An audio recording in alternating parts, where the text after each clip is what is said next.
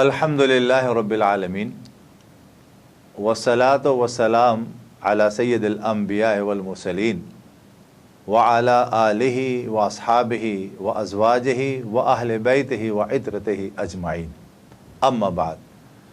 आऊज़ु बिल्लाहि मिनश शैतानिर रजीम, बिस्मिल्लाहिर रहमानिर रहीम। फस्अलु अहल ज़िक्र इन कुंतुम ला तअलमून। सदक़ल्लाहुल मौलानल अज़ीम। अल्लाहुम्मा सल्लि अला सय्यिदिना मौलाना मुहम्मदिन मअदल जुद वल करम व आलिहि व अस्हाबिहि व बारिक वसल्लम अलैहि। सलातुन व सलामुन अलैका या सय्यदी या रसूलल्लाह व अला आलिका व अस्हाबिका या हबीबल्लाह। नाज़रीन किराम, अस्सलामु अलैकुम व रहमतुल्लाहि व बरकातहू। प्रोग्राम अफ़कार रज़ा के साथ मैं हाज़िर खिदमत हूँ। अफ़कार रज़ा के प्रोग्राम में हम यहाँ पर मुख्तलिफ़ इल्मी शख्सियात को, उलमा कराम को, स्कॉलर हज़रात को दावत देते हैं ताकि वो इमाम अहमदा के मुख्तलिफ़ गोशों पर इजहार ख़याल कर सकें और आप तक वो मालूमात पहुँचा सकें जो अभी आपके इल्म में नहीं है। और बिलख़ुसूस हम ऐसे हज़रात को दावत देते हैं कि जो इमाम अहमदा रहमतुल्लाह अलैह के अफ़कार पर इल्मी तहक़ीक़ में मसरूफ़ हैं, जिनसे वो गोशे आपके सामने आते हैं कि जो यकीनन आपके लिए भी नए होते हैं और हमारे लिए भी नए होते हैं। आज हमने एक मौजू लिया है और वो मौजू लिया है कि इमाम अहमद रज़ा एक तारीख़ साज शख्सियत हैं बेशक, और उन्होंने इस्लाह माशरा में क्या किरदार अदा किया, यानी इमाम अहमद रज़ा और इस्लाह माशरा, ये हमारा आज का मौजू है। और यकीनन इस्लाह माशरा एक इतना वसी मौजू है कि इसके अंदर सारी ही चीज़ें आ जाती हैं, तो हम सारी चीज़ों को तो यकीनन कवर नहीं कर सकेंगे, लेकिन हम अपने मेहमान से वो सारी बातें पूछने की कोशिश करेंगे कि जो एक मुस्लिह के लिए ज़रूरी हैं कि जब कोई इस्लाह कर रहा है उसके अंदर क्या सलाहियत भी है या नहीं है, या उसके अंदर क्या सलाहियतें होना चाहिए, और इमाम अहमद रहमतुल्लाह अलैह में क्या वो सारी सलाहियत थी या ना थी। तो ये हमारा आज का मौजू है। और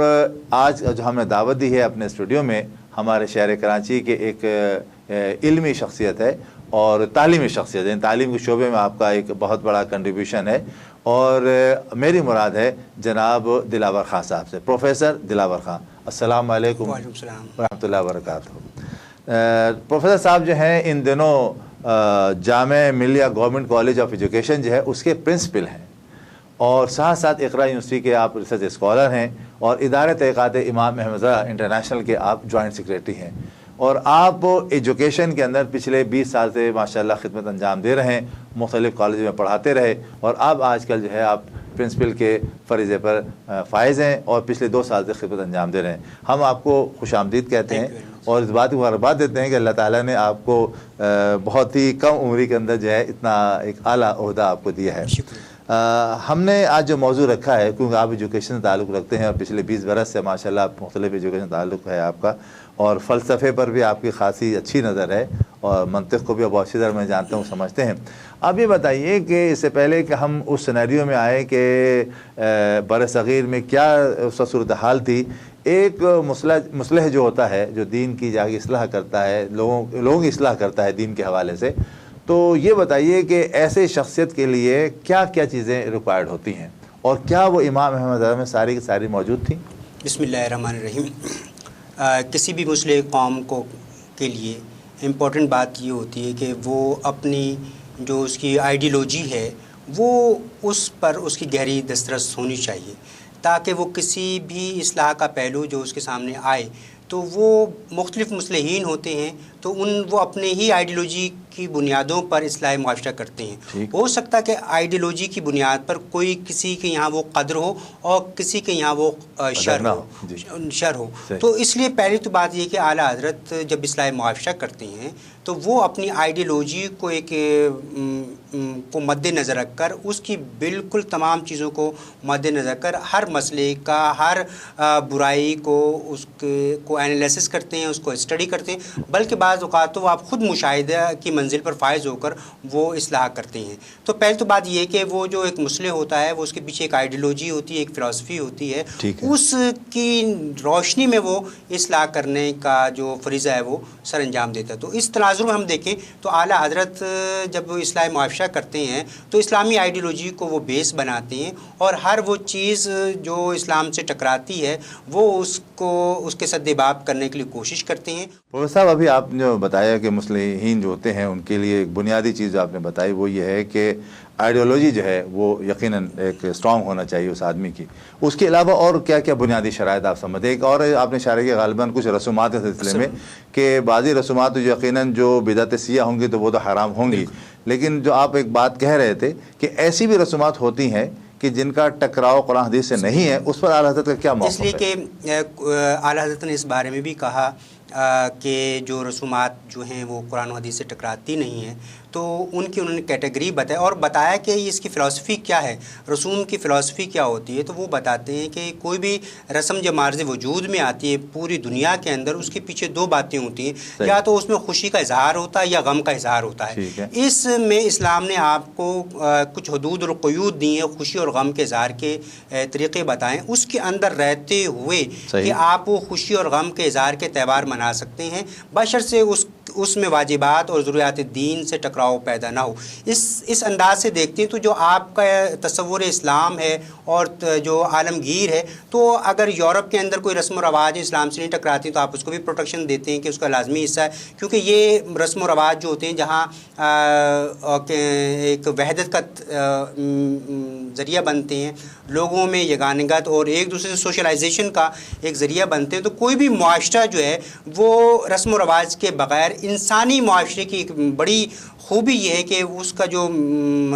حسن ہے کہ اس کے اندر رسم و رواج پائے جاتے ہیں، اور جو غیر انسانی معاشرہ ہوگا آپ دیکھیں وہاں کوئی رسم و رواج پائے نہیں جاتے۔ تو اعلیٰ حضرت نے اس انسانی معاشرے کی اس خصوصیات کو بڑا پروٹیکٹ کیا ہے۔ اسی طرح وہ زبان کے لحاظ سے، لباس کے لحاظ سے اور جتنی بھی چیزیں اس کو وہ رکھتے ہیں، اور اس کے ساتھ اعلیٰ حضرت یہ بھی کہتے ہیں کہ اگر معاشرے کی اصلاح کرنی ہے تو من لم یعرف اہل زمانہ فہو جاہل، کہ جو شخص بھی اصلاح کر رہا ہے تو اس کو ایز اے کیا کہتے ہیں ریفارمسٹ، کہ اس کو تقاضوں کو بھی مد نظر رکھنا چاہیے کہ اگر وہ عصر حاضر کے نشیب و فراز کو نہیں جانتا تو وہ کسی بھی طریقے سے اصلاح معاشرہ کا فریضہ سر انجام نہیں دے سکتا۔ تو اس لیے اعلیٰ حضرت کہتے ہیں کہ ایک مصلح قوم کے لیے جو ایک انہوں نے خود بتائی کہ ہر چیز کو وہ عصر حاضر کے تقاضوں کو دیکھ کر ہی کوئی لائے عمل کوئی اصلاحی پہلو تجویز کرے۔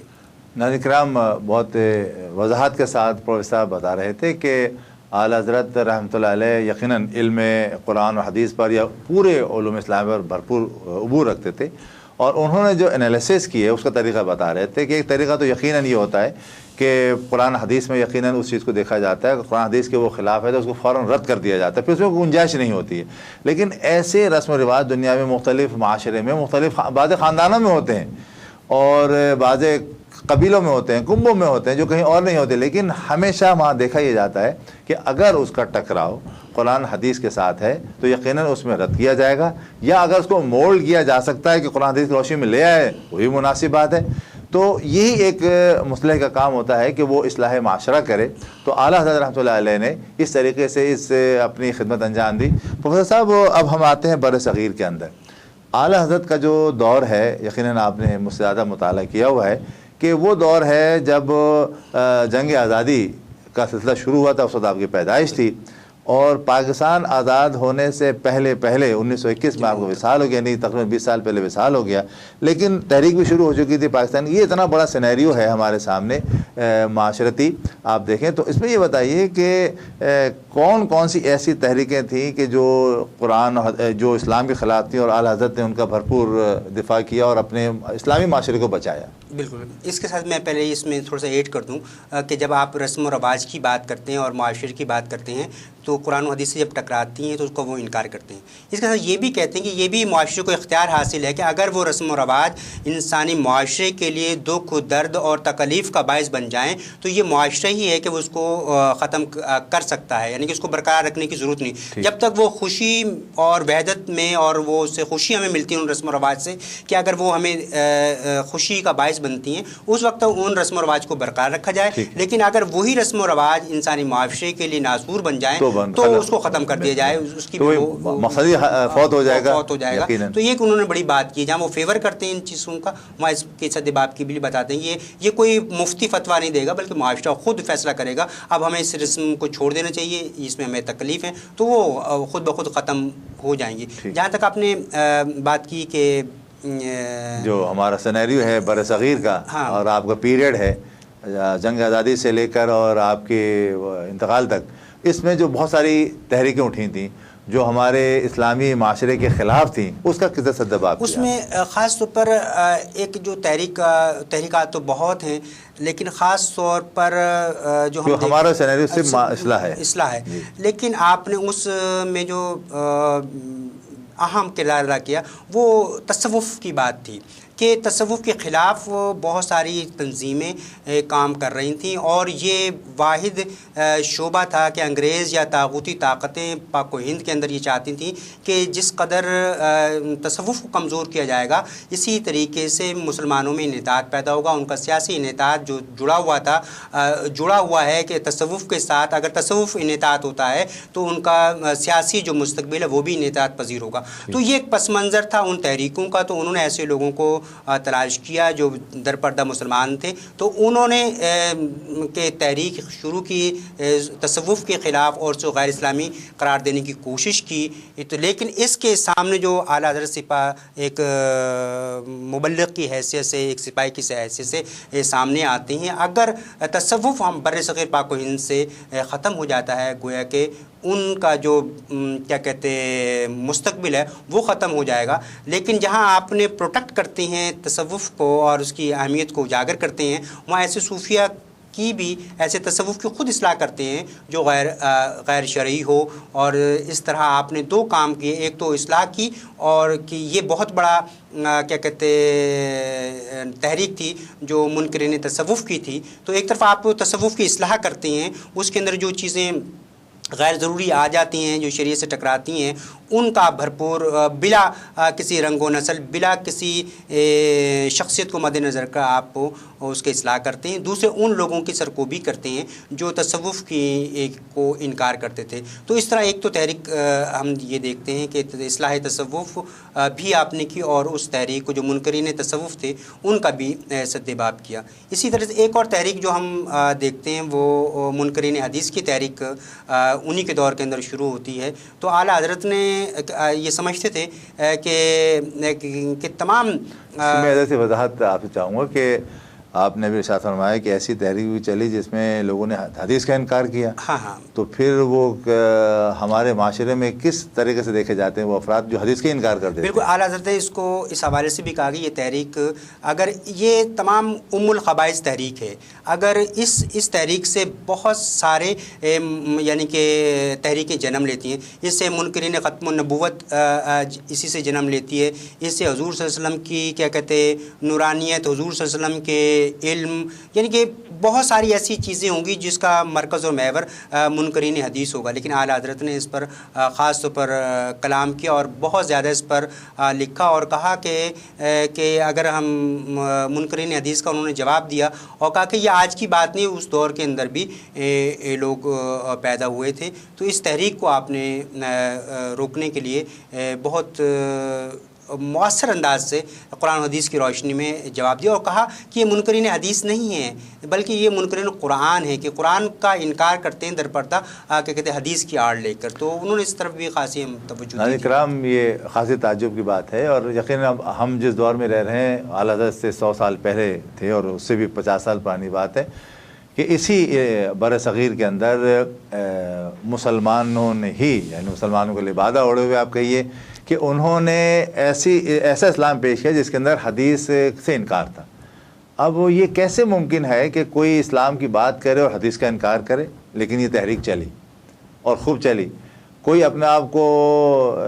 صرف قرآن کے ساتھ وابستہ کر رہا ہے، کوئی صرف حدیث کے ساتھ وابستہ کر رہا ہے، کوئی کچھ کر رہا ہے۔ یہ ساری ایسی تحریکیں تھیں کہ جس پر امام احمد رحمۃ اللہ علیہ نے یہاں پر رد کیا، اور یقیناً کوئی بھی مسلمان رہ ہی نہیں سکتا اور قرآن کی کسی آیت پر وہ عمل ہی نہیں کر سکتا کہ جب تک کہ وہ حدیث کو نہ دیکھے۔ اس لیے کہ قرآن کریم تو حکم دیتا ہے نماز پڑھنے کا، قرآن کریم آیات احکامات اس کے اندر موجود ہیں، لیکن ان تمام احکامات کو، چاہے وہ معاشی زندگی سے تعلق رکھتی ہوں، چاہے وہ عبادات سے تعلق رکھتی ہوں، معاملات تعلق رکھتی ہوں، سارا کا سارا اگر ہمیں وہ پکچر ملے گی ایک عملاً، وہ حدیث اور نبی کریم صلی اللہ علیہ وسلم سنت سے ملے گی۔ تو معلوم یہ ہوا کہ اس وقت جو انگریز یہاں پر مسلط تھے وہ چاہتے یہ تھے کہ دلوں سے نبی کریم صلی اللہ علیہ وسلم کی محبت کو بھی اور ان کی باتوں کو، یعنی سنتوں کو یا حدیثوں کو نکال دیا جائے۔ تو ایسی تحریکیں بھی چلیں۔ یقیناً اعلیٰ حضرت رحمۃ اللہ علیہ اس زمانے میں آئے اور انہوں نے اس کا رد کیا۔ پروفیسر صاحب، وہ یقیناً یہ اس اور بھی اس قسم کی تحریکیں ہیں،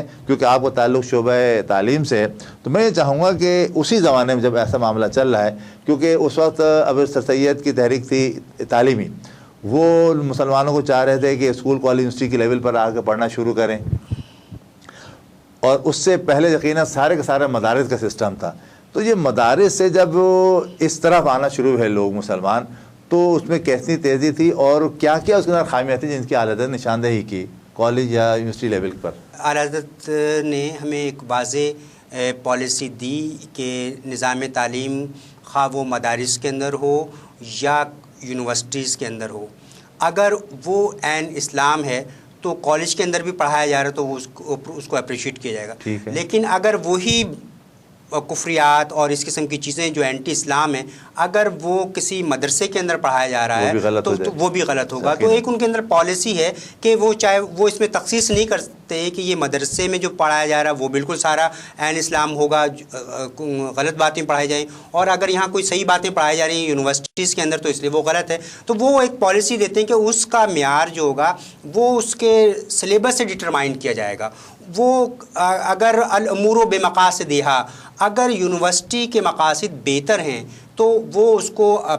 اپروچ کرتے ہیں کہ اس کو ڈیفنس کرتے ہیں، اس کو پروٹیکٹ کرتے ہیں۔ اگر مدارس کے جو مقاصد ہیں وہ بعض ایسی تحریکیں بھی آپ نے دیکھی ہوں گی جو عصمت رسول، علم رسول اور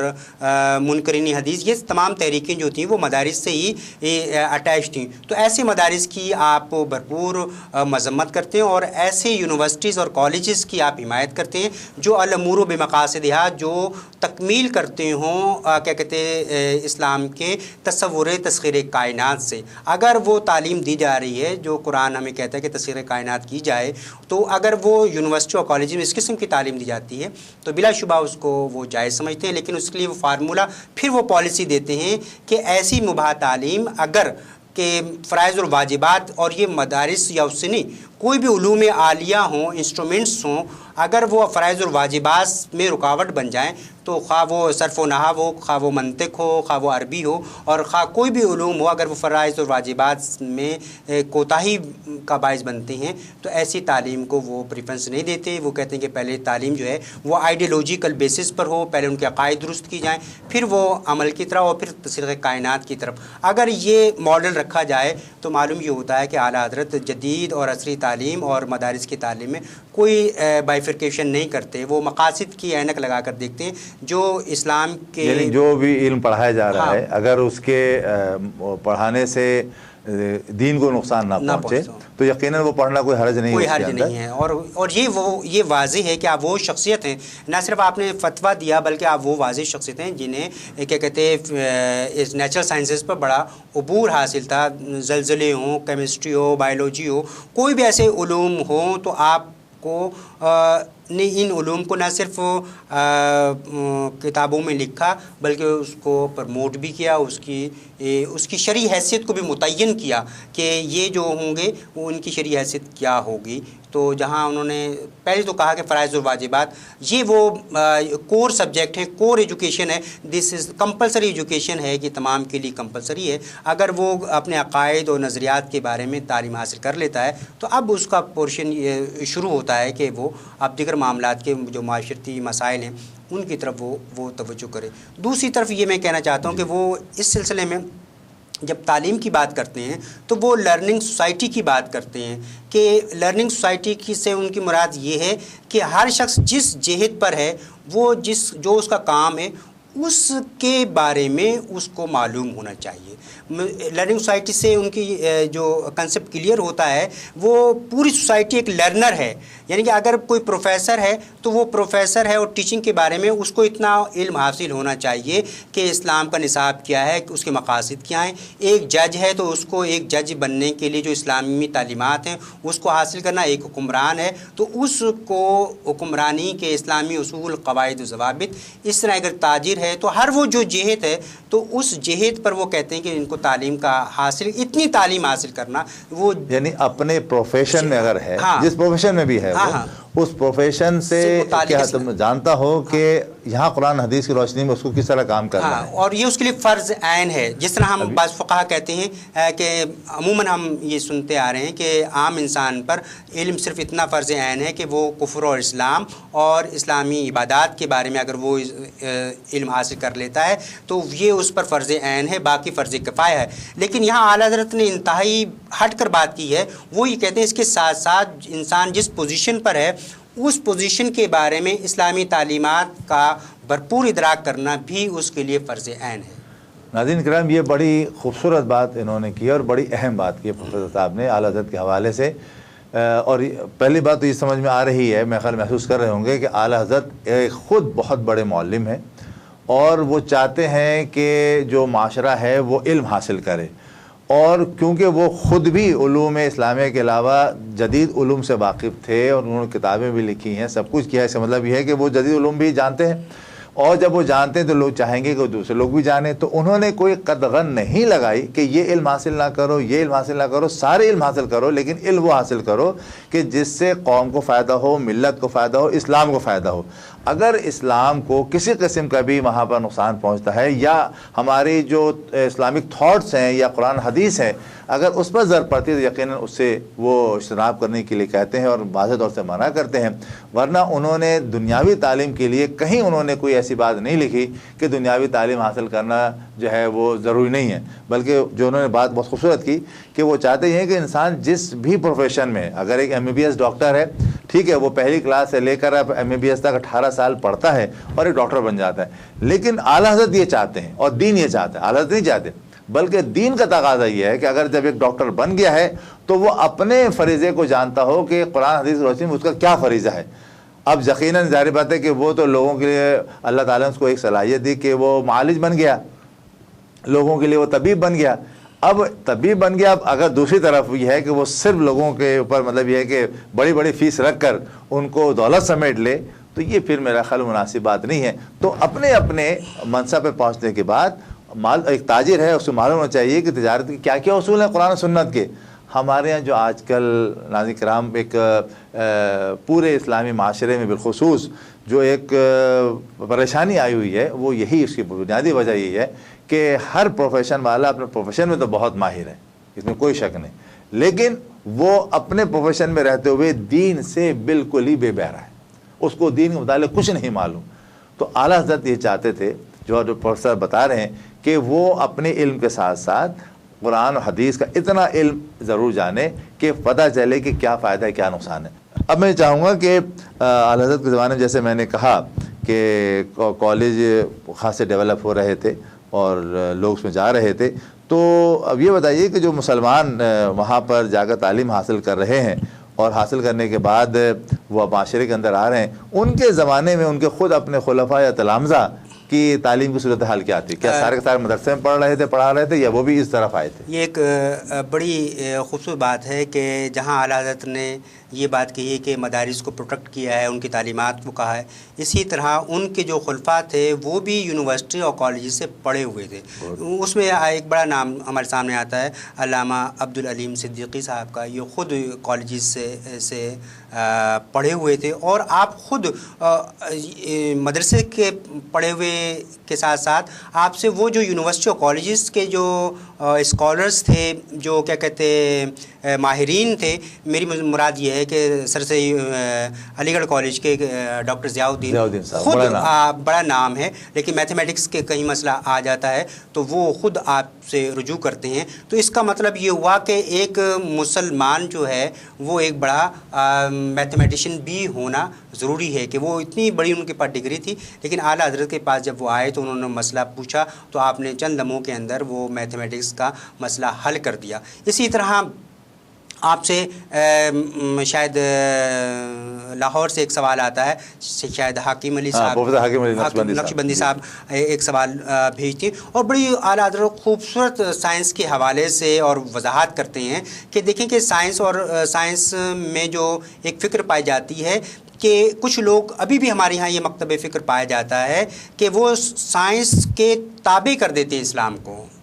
تو اعلیٰ حضرت یہ کہتے ہیں کہ سائنس کی روشنی میں تعلیمات قرآن و حدیث کو دیکھتے ہیں اور اس کو تابع کرتے ہیں، ایسی تشریح کرتے ہیں کہ قرآن و حدیث سائنس کے تابع ہو جائے. لیکن اعلیٰ حضرت نے کہا کہ اس کا مطلب یہ ہوا کہ سائنس نے اسلام کو قبول کر لیا، اور یہ فکر جو اسلامی معاشرے کے لیے انتہائی غلط ہوگی. تو اعلیٰ حضرت کہتے ہیں کہ ایسی ہر وہ چیز قرآن و حدیث پر پیش کی جائے اور قرآن و حدیث اس کو ویلڈ قرار دے تو اس ہر چیز قرآن و حدیث کے تابع ہوگی. اس لیے اعلیٰ حضرت نے ایک جو بہت بڑی بات کی ہے جس پر ہمیں توجہ کرنی چاہیے وہ یہ ہے کہ علوم کو، یہ جو جتنے بھی ایسے علوم ہیں کہ ان کو مسلمان کر کے پڑھایا جائے،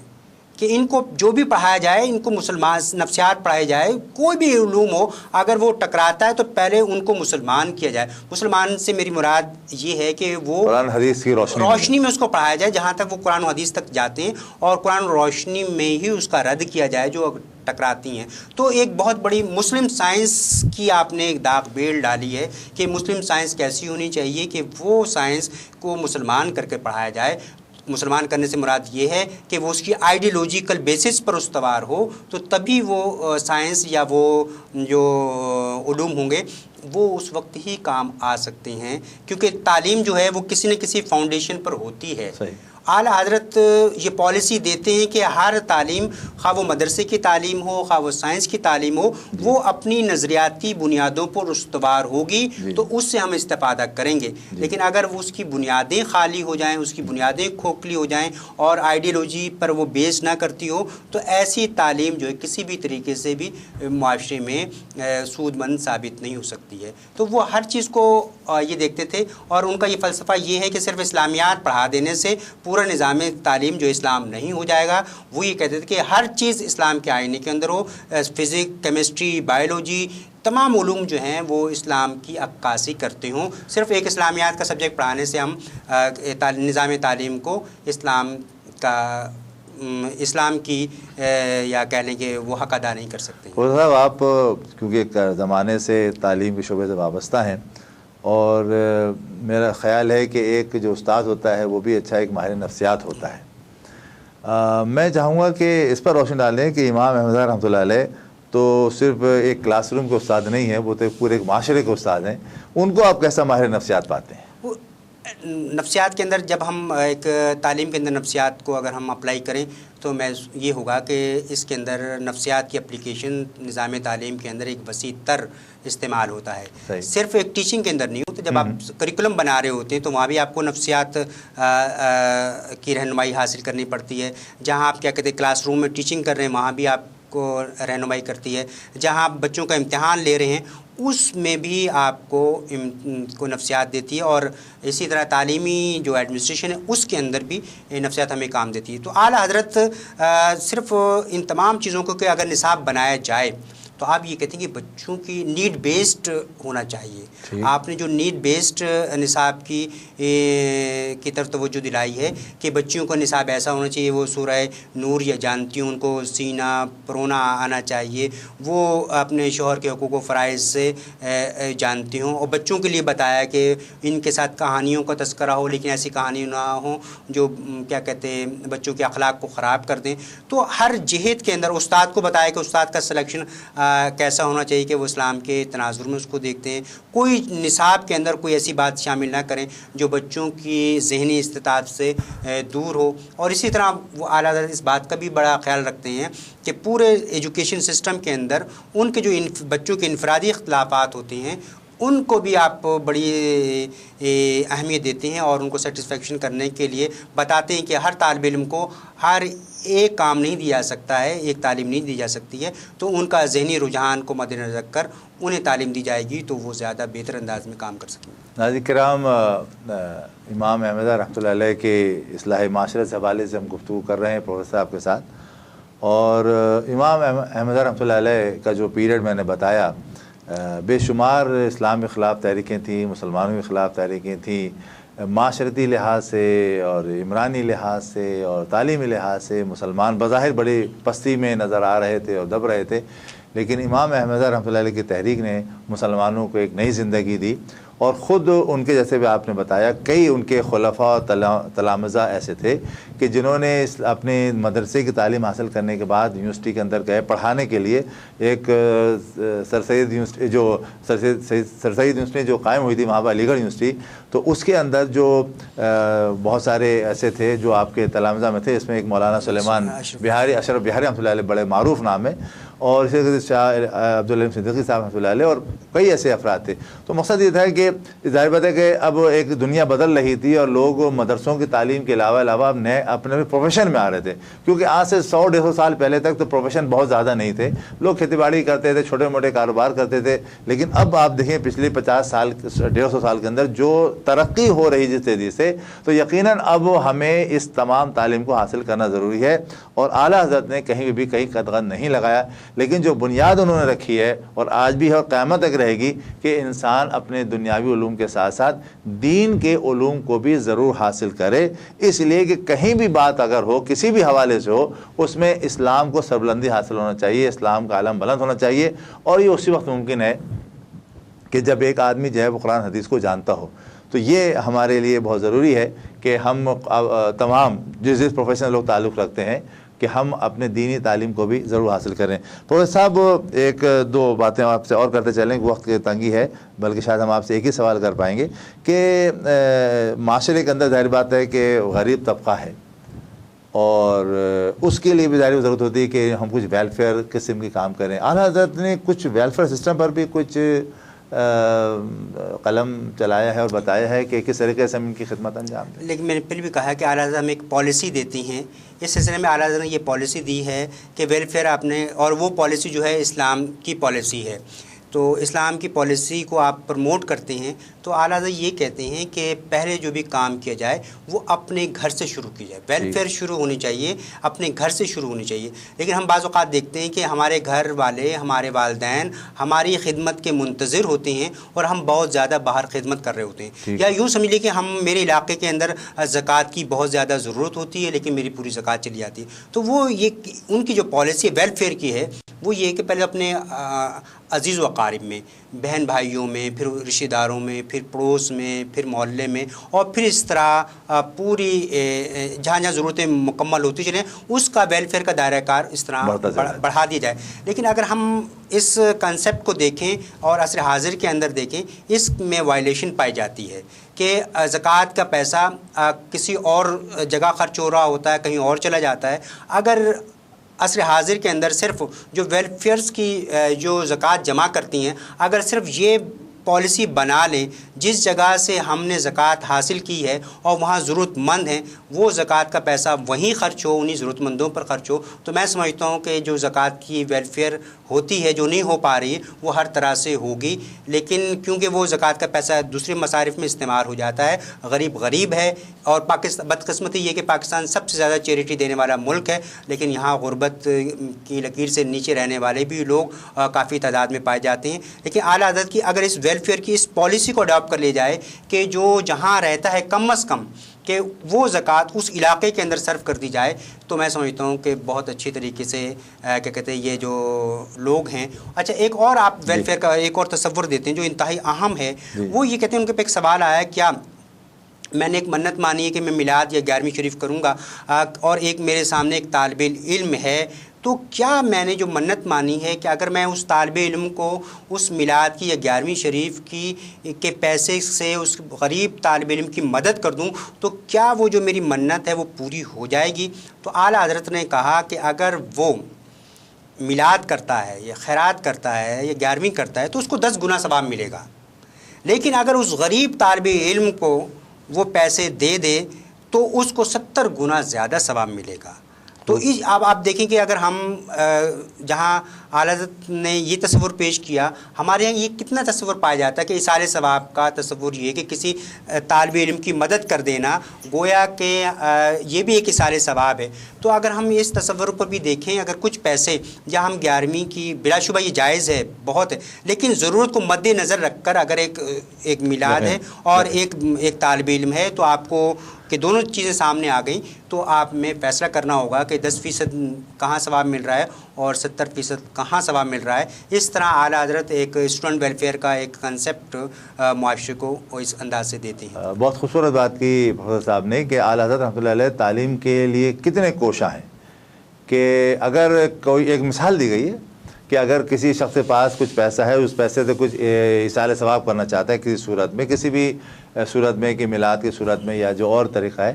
اور اگر اس سامنے سوال آ جاتا ہے ایک طالب علم کا جو چلے اس کا ہی جاننے والا ہے اور اس کو فیس دینا ہے اپنے کالج کی، یونیورسٹی کی، تو اب وہ ظاہر بات ہے کہ اب کیا کام کرے۔ تو اعلیٰ فرما رہے ہیں کیونکہ وہ تعلیم حاصل کرے گا، اس تعلیم حاصل کر کے اس سے سینکڑوں لوگ فائدہ حاصل کریں گے، تو یقیناً وہاں زیادہ فائدہ ہوگا۔ اور یہ اگر کر رہا ہے اور تعلیم کے لیے پیسہ نہیں دیا جائے گا، اس کو ثواب تو مل جائے گا، یہ ثواب تو ایک آدمی کو ملے گا، لیکن اگر اسی پیسے کا استعمال طالب علم کے لیے ہوگا تو اس کو زیادہ ملے گا۔ یقیناً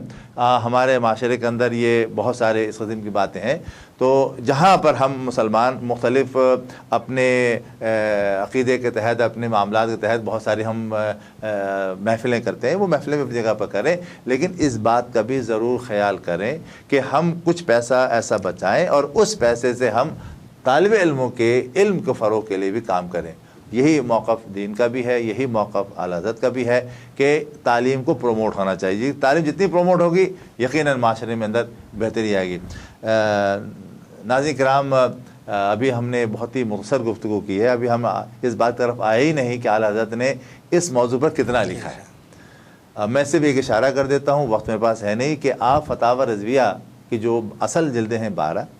اس میں سے 10ویں جلد ہے۔ 10ویں جلد اصلاح معاشرہ کے لیے بہترین کتاب ہے۔ ہر موضوع پر، ہر رسم و رواج پر، ہر معاشرتی اور جتنے عمرانی پہلو ہو سکتے ہیں زندگی کے، ان سارے موضوعات پر اعلیٰ حضرت کی کتاب فتاوی رضویہ 10ویں جلد موجود ہے۔ اس کا ضرور مطالعہ کریں اور اپنی اصلاح کریں، اپنے بچوں کی اصلاح کریں، اپنے گھر کی اصلاح کریں۔ جب آپ کے گھر کے اندر اصلاح ہوگی تو آپ کے پڑوسیوں کی بھی خود بخود ہوگی، جب پڑوسیوں کی ہوگی تو محلے کی ہوگی، جب محلے کی ہوگی تو پھر آپ کے پورے علاقے کی ہوگی، کہ جیسا کہ بتایا کہ معاشرہ اسی طرح بہتر ہوتا ہے۔ تو اعلیٰ حضرت کی تعلیمات کے سلسلے میں ہم آپ کو انشاءاللہ وقتاً فوقتاً مزید آپ کو آگاہی دیتے رہیں گے مختلف پروگراموں میں۔ آج کا پروگرام کا وقت بھی ختم ہوا چاہتا ہے۔ پروفیسر صاحب نے اپنے طور پر بہت ساری باتیں ہم کو بتائی ہیں۔ پروفیسر صاحب، ہم آپ کا بہت شکریہ ادا کرتے ہیں کہ آپ تشریف لائے، اور ہم دعا گو ہیں کہ اللہ تعالیٰ آپ کو اس زیادہ آپ کے شعبے میں ترقی عطا فرمائے اور آپ کو اچھے سے اچھے منصب پہنچائے۔ آپ سے اجازت چاہتے ہیں۔ ناظرین کرام، مجھے بھی آپ اجازت دیجیے، انشاءاللہ پھر اگلے پروگرام میں نئے موضوع کے ساتھ آپ کے ساتھ پھر حاضر خدمت ہو جاؤں گا۔ السلام علیکم ورحمۃ اللہ وبرکاتہ۔